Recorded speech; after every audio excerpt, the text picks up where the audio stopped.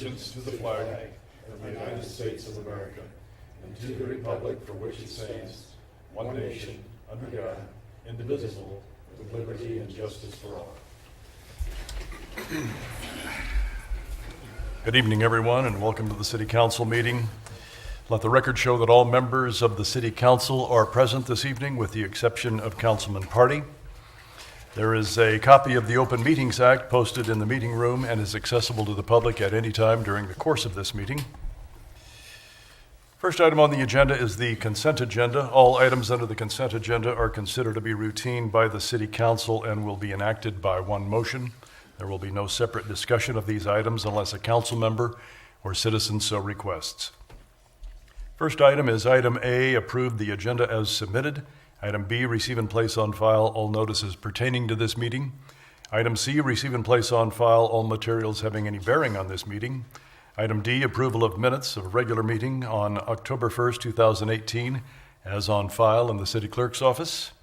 Item E, approval of Treasurer's Report of Claims. E1, approval of Engage Area Growth Engage claim in the amount of $33,886.12. E2, approval of balance of Treasurer's Report of Claims in the amount of $401,288.13. Item F, approval of Boswell Report of Claims in the amount of $55,470.83. Item G, approval of change order number 2, increase in the amount of $35,067 to Building Tech for the Beatrice Batting Complex. Item H, approval of public funding request from Main Street Beatrice in the amount of $418.75 for the Night of the Great Pumpkin event. Item I, approval of public funding request from Main Street Beatrice in the amount of $1,918.75 for their Christmas holiday activities. Item J, resolution number 6284, executing agreements with Lincoln Financial Group regarding long-term disability insurance and life insurance for all active full-time employees of the city. Item K, resolution number 6285, executing an amendment to loan an additional $11,200 to Ann Frazee for her building located at 505 Court Street as part of the Downtown Facade Improvement Program from the city's CDBG Downtown Revitalization Phase 2 Grant 15 DTR-109. Item L, resolution number 6286, executing an amendment to loan an additional $9,250 to John and Colleen Shonawise for their building located at 620 Court Street as part of the Downtown Facade Improvement Program from the city's CDBG Downtown Revitalization Phase 2 Grant 15 DTR 109. Item N, resolution number 6287, executing an amendment to loan an additional $4,800 to Ronald and Norma Mashmeyer for their building located at 722 Court Street as part of the Downtown Facade Improvement Program from the city's CDBG Downtown Revitalization Phase 2 Grant 15 DTR-109. Item N, resolution number 6288, executing an amendment to loan an additional $5,000 to Philip and Judith Knowles for their building located at 105 to 109 North 4th Street as part of the Downtown Facade Improvement Program from the city's CDBG Downtown Revitalization Phase 2 Grant 15 DTR-109. And resolution number 6289, executing the agreement for services to authorize Terracon Consultants Incorporated to provide geotechnical engineering services for the West Sargent Road reconstruction project. Is there any item any member from the City Council wants removed from the consent agenda? Bob? I abstain from E1. Okay. I have a question. E1? I have a question about a couple of them, but I don't have a problem with it. Can I ask? Just ask a question. Okay. So my question is the resolutions, then we're restarting funding for the downtown. So does it go back to their original ask, or does it go back to the date now that we're giving them funds, that they have the completion? They have the same completion date. These are all projects that they've already submitted. It just gets them up to their 75% maximum under the grant. Okay, so the initial request, they still have the same completion date requirement. Correct. Okay. That answers that, because I had that for all of those, I didn't want to pull it off. The other thing that the treasurer's report dollar amount on my screen and on my paper were two different amounts. Which one's correct? Let's look. It's not a big deal, I just want to make sure that That it's, would be, let me double check, it's the one that's in your on the packet should be right. Linda updated that. okay. So I might have not gone in and, I just want it recorded correctly, is all.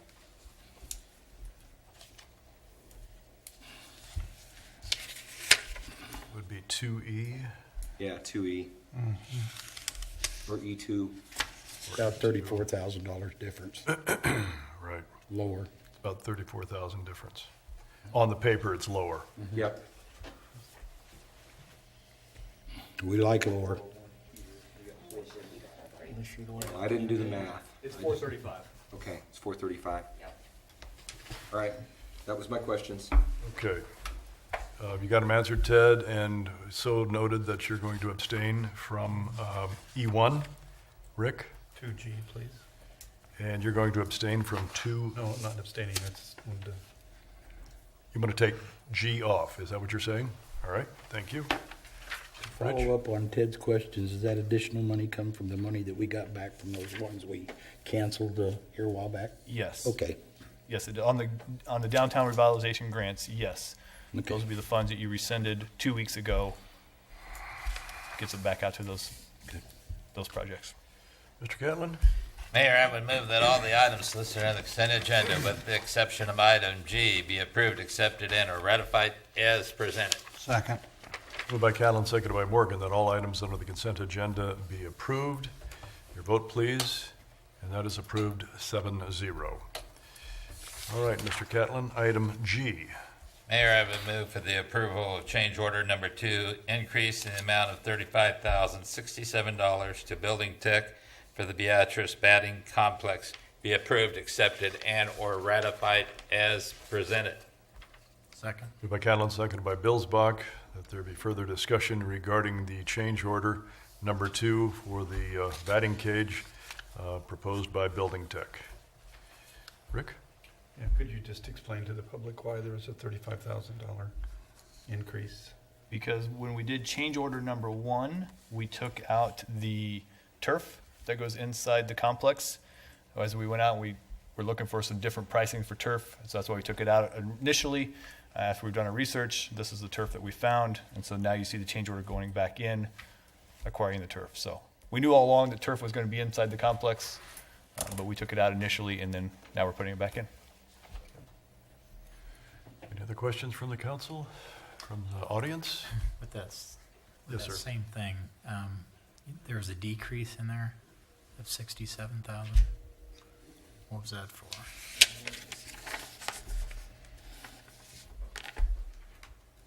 Say that again. In that same contract, there was a decrease of 67,000 in the change order. Previous change order that they took out the turf. Is Was that that where you the took turf? out the That was the turf? previous decrease. There, yeah, we took out the turf and we cut out a few other things in the project, some overhead doors and some Okay. concrete work and some of that stuff. We took that out with change order number 1, Okay. and change order 2 came back and now adds back in the turf. Okay. Thank you. Any other questions from the audience? Your vote, please. And that is approved 7-0. Next is a public hearing to receive the semi-annual report of the Citizens Advisory Review Committee as provided by the Local Option Municipal Economic Development Act, RRS 1943. Grant?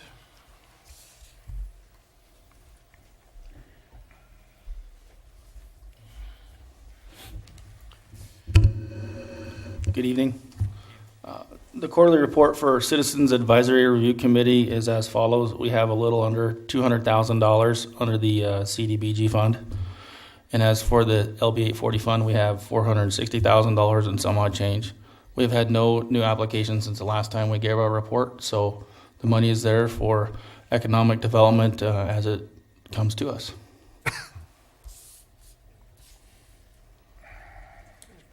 Questions, comments? Short, sweet. Anyone? Does your assistant get paid the same amount as you get paid?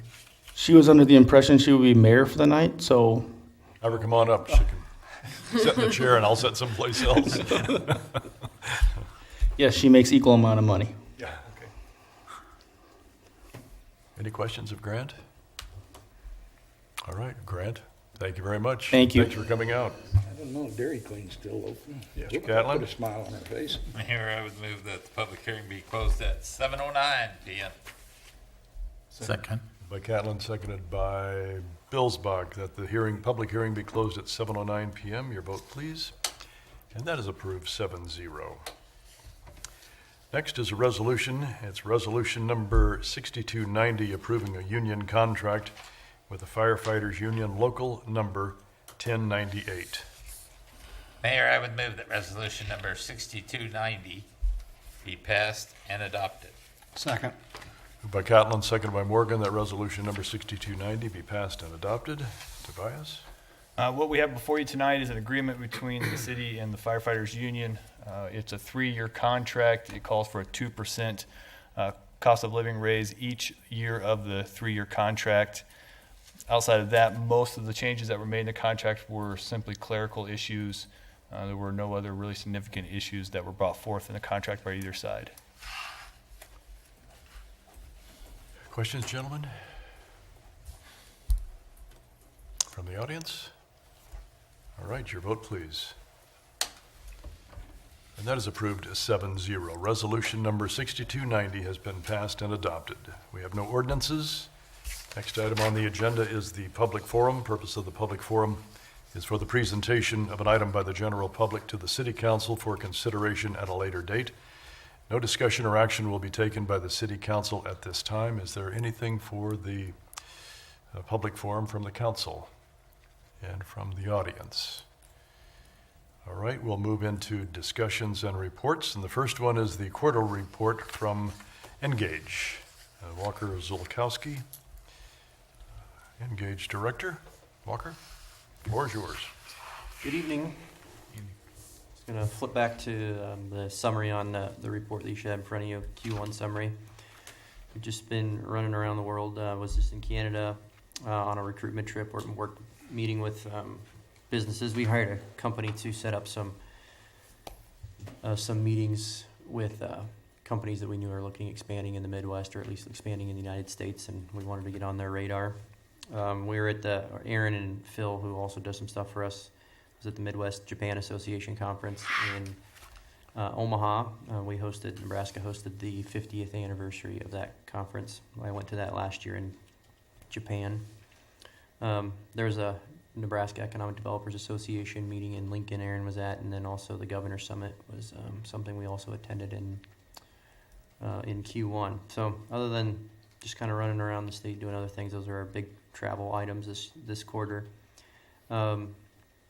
I've just been busy, it seems like, we're doing a lot of movement on state issues. NEDA, we went through an executive director change. I sit on that board, and so we ended up hiring an association to manage our whole Nebraska Economic Developers Association.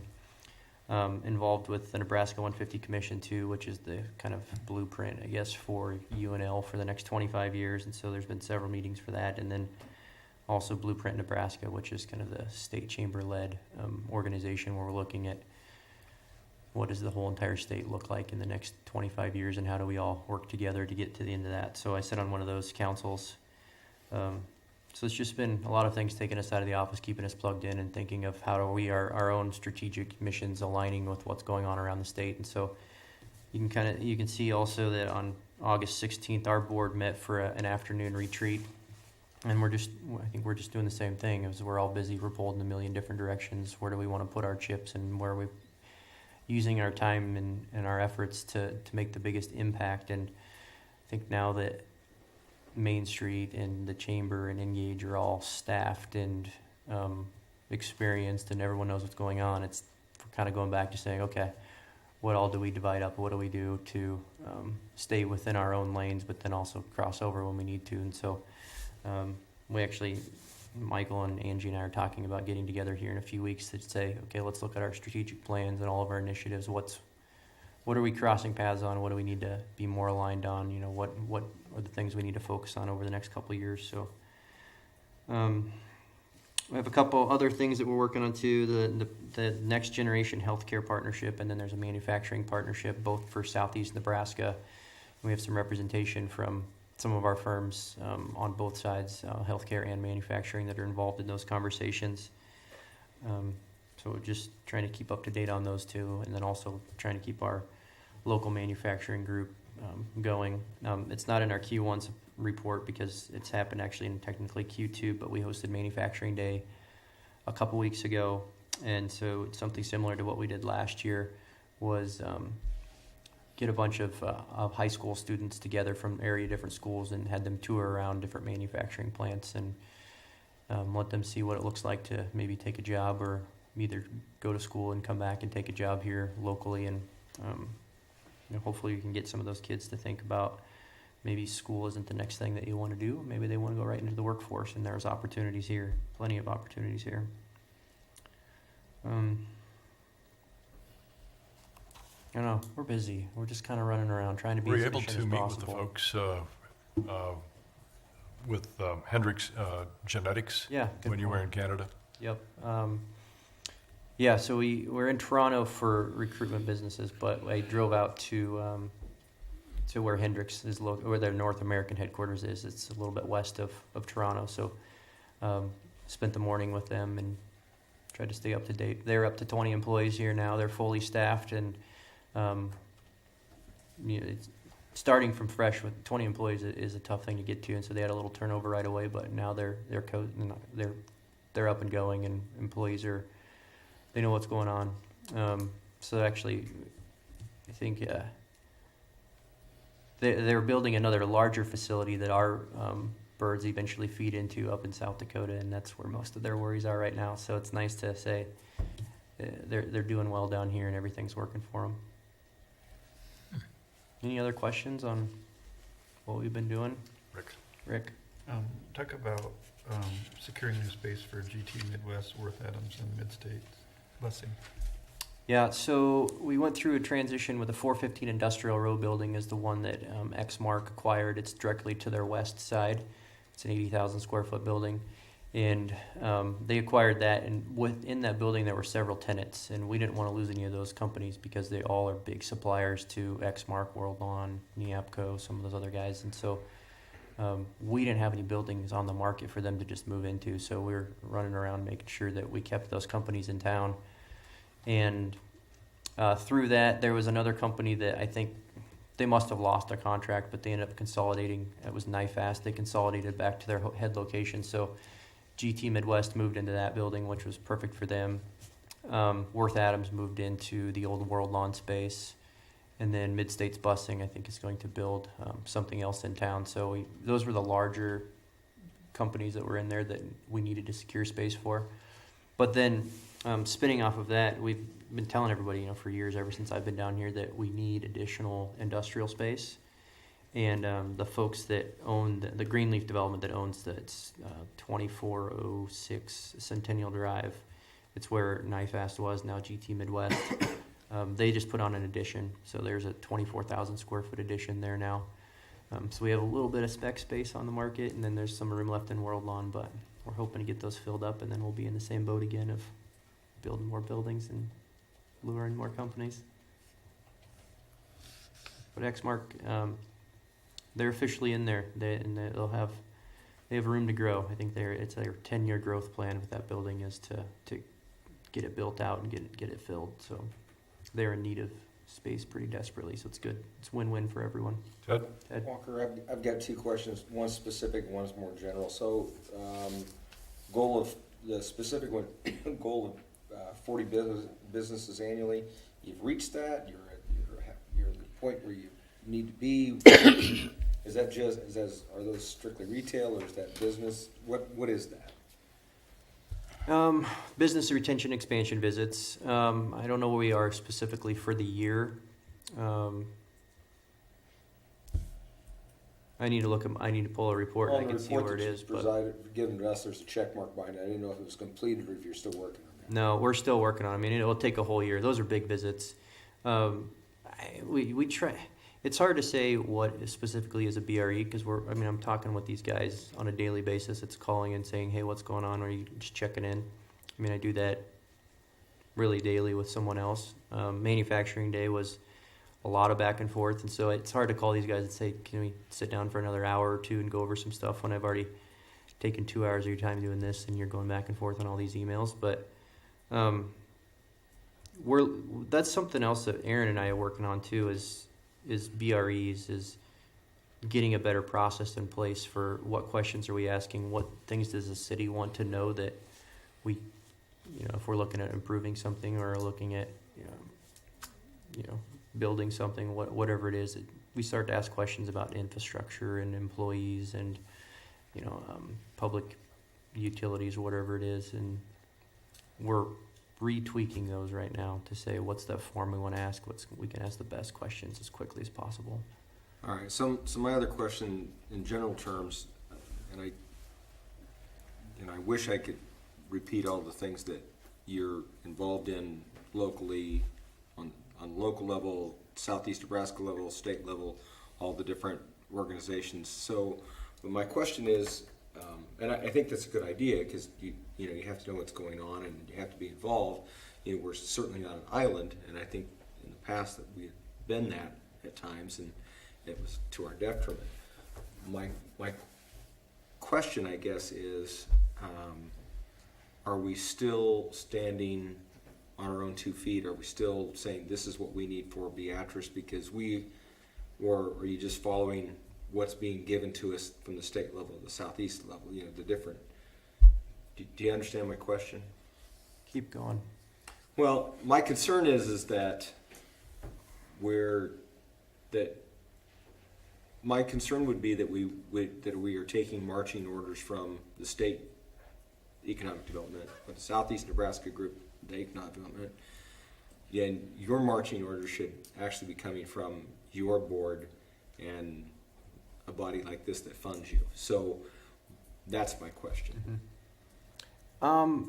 That's a very valid question. I would say it's more a seat at the table. I mean, these are roadmaps that are getting planned out for what's Nebraska look like, Southeast Nebraska, manufacturing, healthcare. What do all those things look at in the next 25 years? And our voice is being heard. Our issues are being heard. Okay. I like the seat at the table answer. Thanks. Yep. For that long, drawn-out, messy question, it was a pretty succinct answer. If we aren't there, somebody else is. Yeah, gotcha. Bob? And the other thing I might add is they really did have a great strategic retreat. And those ideas came from, Tobias was there from the city standpoint and all the board was there.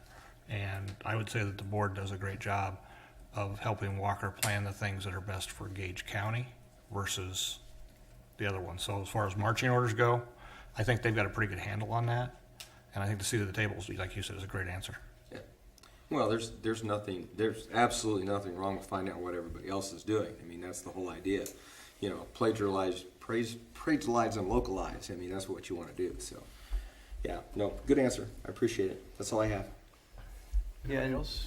Bob, one more thing on that annual or our retreat that we had. We're still going through and we've identified that the board basically figured out like 5 key areas that we want to focus on over the next 2 to 3 years. And some of that's recruitment, some of that's marketing, some of that's workforce development. And so right now we're kind of crafting specific checklist goals and everything within those areas. Sorry. Anyone else? Anyone from the audience? Walker, thank you very much. Thanks. Good report. All right, next is our city administrator's report. Tobias? As always, I'll hit a couple highlights. Happy to answer any questions you have. We talked about the indoor practice facility out at Hannibal Park. If you have not been out there lately, the walls are up, the roof's up. I believe the electrician was supposed to be on site today or this week, so you'll start seeing things go on in the interior of that building as it continues. Splash pad, materials here. We're just waiting for some weather to cooperate so we can work on getting that installed. So hopefully that's done soon. Speaking of weather, we're also working on First and Grant Street. We get the break in the weather, you're going to see us down there working on some seeding. I know PTHOD went and picked up a bunch of trees on Friday of last week, so those are ready to be planted. You may see those start going in along 2nd Street Thursday or Friday this week as we continue to work towards getting in and be able to seed the area back there around First and Grant. Chief Standing Bear Trail, if you have not been down, you'll see quite a bit of concrete's been poured on that trail as it continues to move forward. Hopefully with this weather this week, we'll be able to go back in and hit some of the spots that they kind of skipped over to start with and start getting the dirt work done there as well. But that project's moving along quite nicely. And then just today, I heard from Department of Transportation on our Hannibal Park to Water Park Trail. Department of Transportation is going to push for a bid letting in February of 19, which is sooner than we initially thought. If they do not have the right-of-way completed by that point, they may have to delay the contract a little bit, but they're going to push for a February of 19 bid letting, which could mean you may see concrete poured yet next summer on that project, which started in 2012. Key word there was May. May. Who knows for sure? So I do know that the Department of Transportation has started the right-of-way acquisition process. I know they've made contact with property owners to get that ball rolling. How long that takes depends on the Department of Transportation because they're in charge of it. So other than that, any questions? I'm happy to. Questions of Tobias? I don't really have, I'm assuming it's you, because you're the only one here to answer, but the engineering thing with James, and he talks about a little bit here about the stormwater at the Storecraft site. Mm-hmm. So segue into that, can you help me? I mean, I've looked at that. I think whoever's doing the work obviously bit off more than they could chew. I mean, I don't think that they figured it was gonna take them this long, but what's going on with that? So on the stormwater side of it, anytime you disturb more than 1 acre of ground, you've got to have a stormwater prevention plan, a SWIP plan. I'm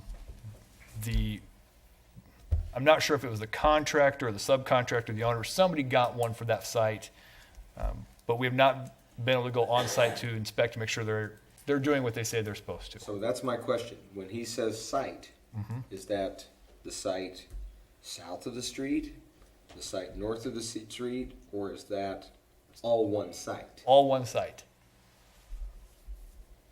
Okay. Now, what we're hearing is that maybe the contractor or subcontractor on there is having some difficulties getting all the materials removed. And so we've been making contact with them, trying to determine exactly what they're doing, time frames, getting on the site so we can take a look at a few things. We should have a drone. I've had the same question. I mean, I've stopped and looked at it, and I've tried. I would have the same question. There's still a lot of material on site. There's still a lot of material on site, and it appears to me that it's just being pushed Further and further back. further and further back, which is floodplain, which is creek, which is Yes. problematic when you talk about this. That was why this was brought up. Yes. So Okay. I do know Rob and James have both been in contact with them. I believe Jason's been in contact with them since they did bring the stuff to landfill. And we have quite a few guys in contact with the contractors and subcontractors, trying to find out what's going on, time frames, those type of things. You're a few short months from spring rains. Yeah. I know it's not even winter yet, but feels like it, but you're a few short months from spring rains, that basin fills with water. He's putting debris into that, which goes into the river. I'm just saying. Rick? I saw on Board of Public Works had a discussion about utility deposits. What was that discussion? How did that go? Was that last meeting? Last meeting, the Board of Public Works did talk about the utility deposits, most notably the commercial utility deposit. The takeaway from the board at that time was to continue the policy as it's currently written and not to make any changes at this time. For commercial utility deposits, the deposit required is 2 months, what is considered the average bill at that location.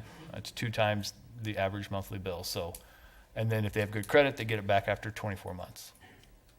Used to be 60 months, Yeah. so it was relaxed to So is 24 that in months. line with other cities? We believe so. We are currently checking and going out and making sure that what other communities have. In fact, Erin and I talked about that today, and she's going to make some phone calls for us and I do have some a board in research. your office. Yeah. I'm So. just kidding.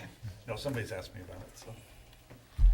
Is Jason all ready for the snow? Has he got his spray and his salt and all his other stuff all ready to go? I believe so. I think he was ready for this last weekend in the event something happened, and so they're up. The trucks are ready to go in the event it snows again. Hopefully not anytime soon. Any other questions from the council or Me too. anyone from the audience? A lot of snow. Wayne, come on up.